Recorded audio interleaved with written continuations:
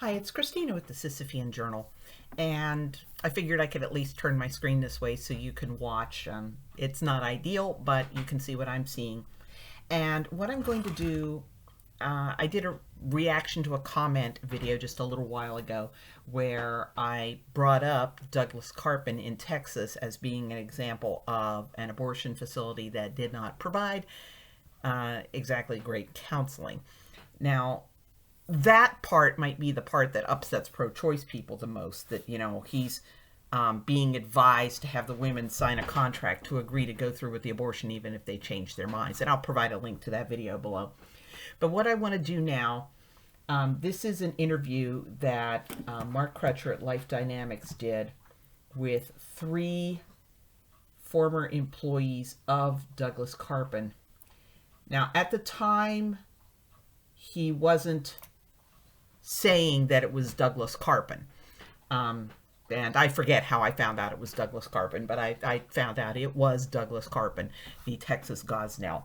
And a very interesting thing about YouTube, if you put in Douglas Karpen abortion, Texas Gosnell abortion, Kermit Gosnell, Douglas Karpen, any combination, they bring up stuff about abortion laws in Texas and how lamentable that is for women.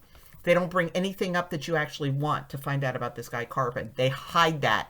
You have to remember who posted the video and go to their channel to find it. YouTube is hiding stuff about this guy. And this is rather intense, so I'm going to take it just a little bit at a time, and I'm going to take some notes about videos I want to link to, points I want to make, and I'll try to keep each of these videos that I do to about 10 minutes more or less. So let's go here. I was an OR assistant. I did a lot of parts of the clinic, and one of my jobs was his right chair assistant. And I never paid attention. Now, the fact that she says right chair assistant, that's not something that somebody would just make up. That's obviously some kind of terminology that they used there in the clinic. I did pay attention, but I didn't know that it was illegal.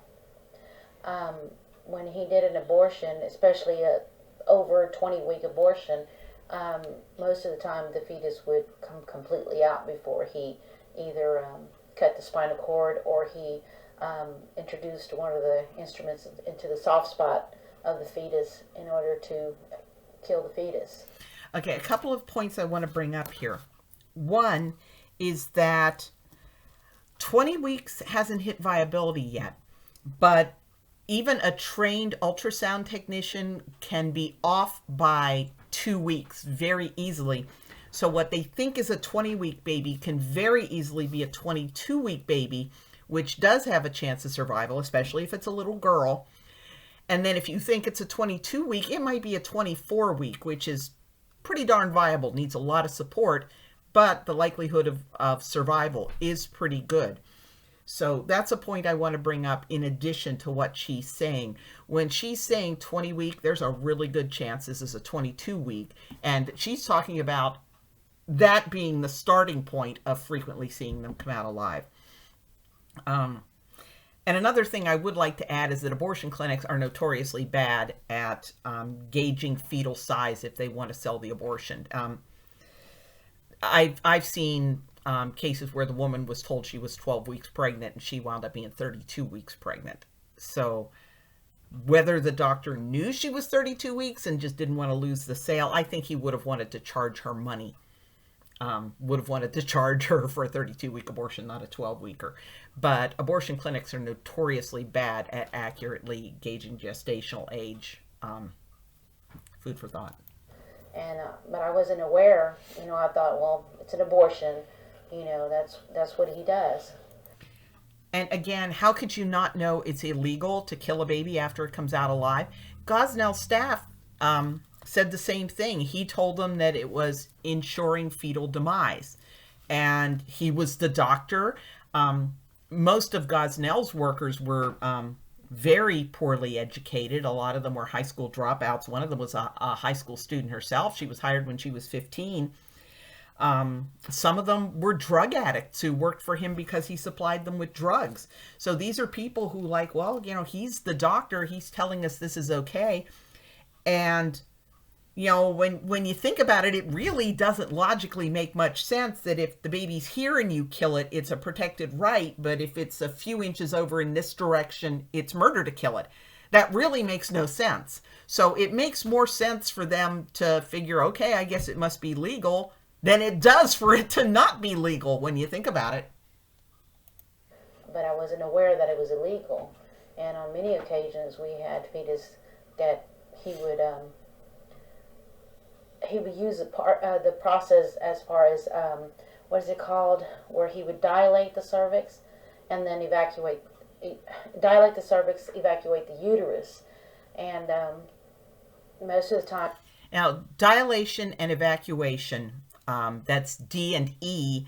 That's typically an abortion between about 16 and 22 weeks, where the preferred method is to reach in with forceps and pull the baby out in pieces.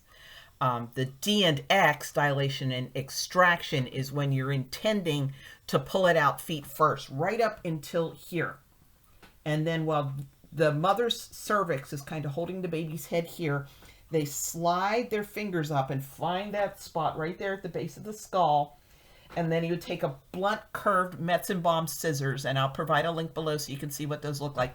And he would take those and he would shove them in there to make a hole, and he'd spread the scissors to make the hole a little wider, and then you stick the suction cannula in and you suck out the baby's brains, and that collapses the head and you pull it out. So that's the difference between a dilation and evacuation abortion and a dilation and extraction abortion. We would see him where the fetus would come completely out. See, it come completely out. He was expecting to be going in and pulling it out in pieces, but the whole baby would come out instead. And that's something that's been described by other practitioners in other settings. And in fact, in the Carhart case, where Carhart was challenging the U.S. partial birth abortion ban, he said, well, what am I supposed to do when I reach in and I'm just trying to pull off a limb and the whole fetus comes out? I wasn't intending to break the law, but now you're telling me that I have broken the law because something I didn't intend happened. Of course, the fetus would still be alive because it was still moving, and you could see, of course, you could see the stomach breathing, and that's when he would do his, he would snip the spine, as they're saying. Okay, snipping the spine, and that's what Kermit Gosnell was famous for. Now, he would deliberately just induce labor and the baby would come out alive, and then he'd sever the spine with surgical scissors. He taught his staff to do it. They would sever the spines with surgical scissors. And it kind of struck me that that was similar to that ever-popular D and X, or the abortion formerly known as Prince, because the pro-choice movement tried to pretend it didn't exist, or partial birth abortion. I thought, well, it's scissors going right here. So I can certainly see how he would just kind of adapt that and sever the spine, and because it's already out of the mother's body, why bother getting your suction cannula dirty when you can just take the scissors and snip? So snipping is what Gosnell was famous for. Now she's saying that Karpen was also doing it. Gosnell was not a member of the National Abortion Federation. Karpen was. Gosnell did attend National Abortion Federation events, and he did tell a journalist that he got the idea for snipping from Martin Haskell's presentation at the National Abortion Federation. And I'll provide a link below. I don't think I did a video about it, but I know I did a blog post about it. Gosnell did get the idea for snipping from that 1992 National Abortion Federation risk management seminar where Martin Haskell introduced his D and X. And it's like, well, scissors, back of the neck, same. And we're getting close to 10 minutes here, so I'm going to give a pause, and, well, actually, I'm going to give a stop, and we'll do another video in just a few.